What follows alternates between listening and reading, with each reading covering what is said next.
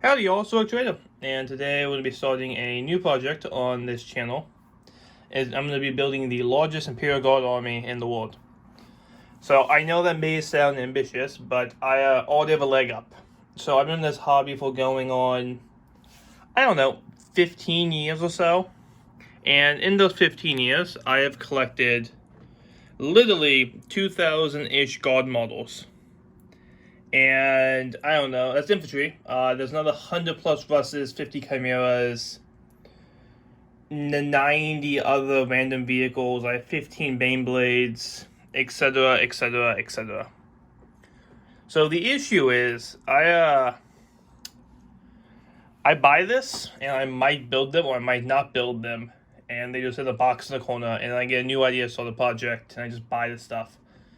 So I just keep buying stuff from GW, third party, etc., etc. I actually never really build or paint any of it.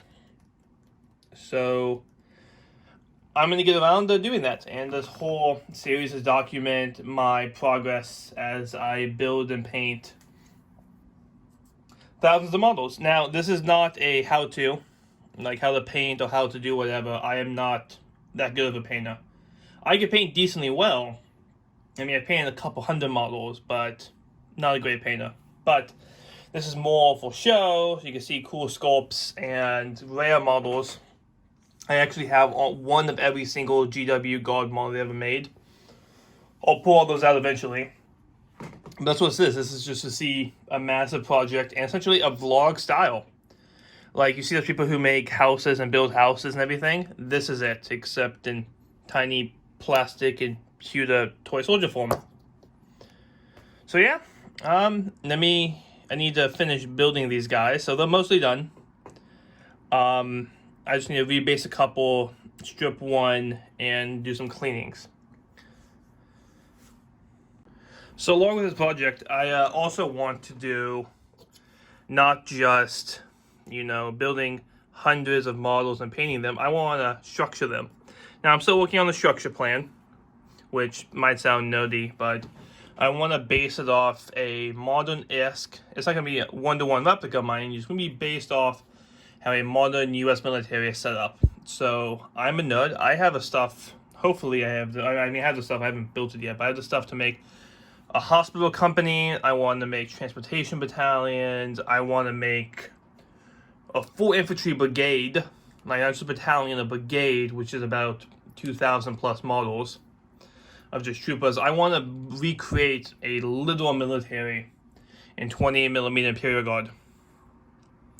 That's my plan. I don't know how well it's going to go, but I have the models for it and the funding.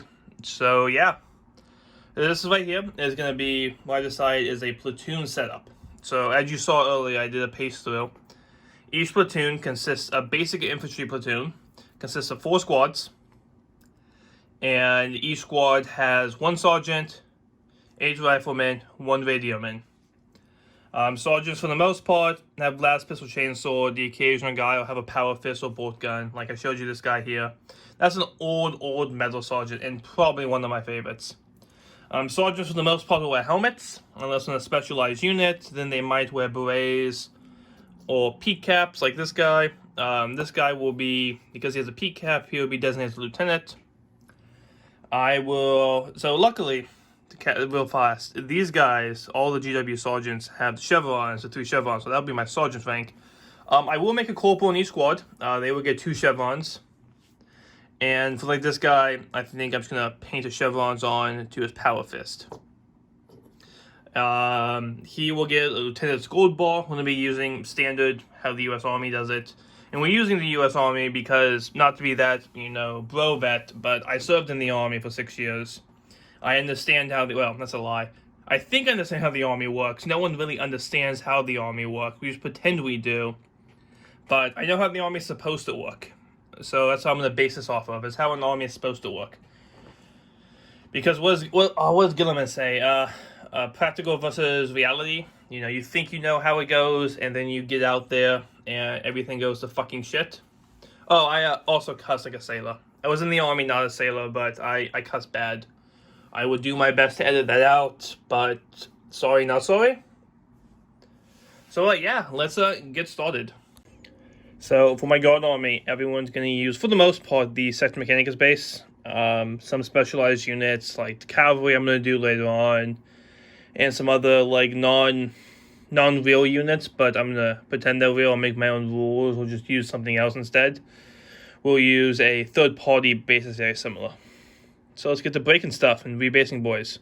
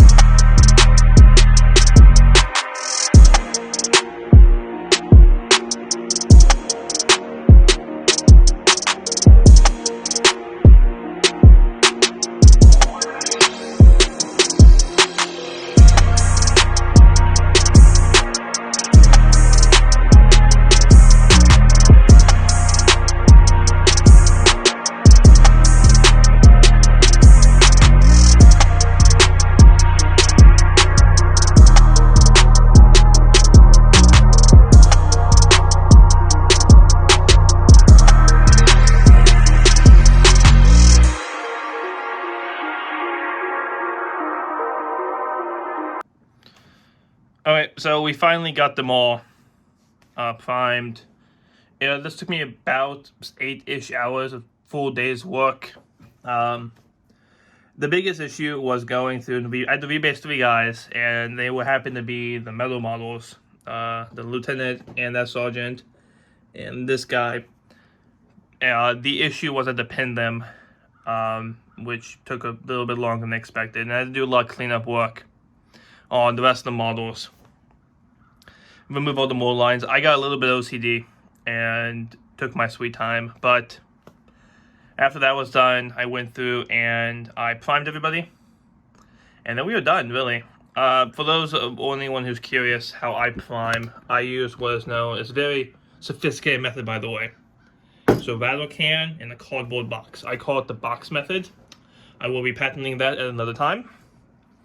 But I use Chaos Black from GW. I consider it a nice and simple black. I've never had problems with it. Yes, I know it's like 20 bucks a can.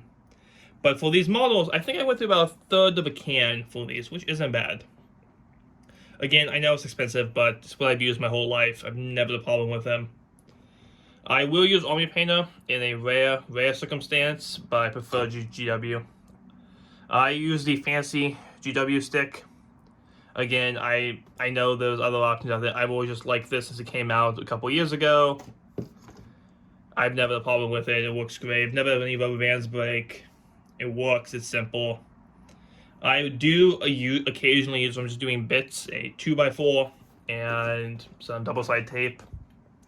And I also use the GW coloring handle, the red one preferably. And the red one's very specific because red goes fast. That's it.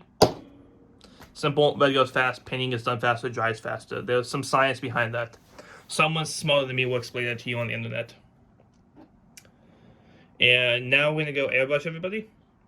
For airbrushing, I'm going to use my fancy compressor. And by that, I just mean my Masters. And my Grex airbrush. And Castle and Green. That should take me maybe half an hour to get through and airbrush everybody. Because airbrushing is simple. I will probably go through 2 of these cans, but that's for another video. This is Rogue Trader signing off. I will see you on the flip side. Thanks for watching part 1 of my Guard Platoon. And remember to like, subscribe, comment, do the thingies everyone else tells you to do. You know what. See you on the flip side.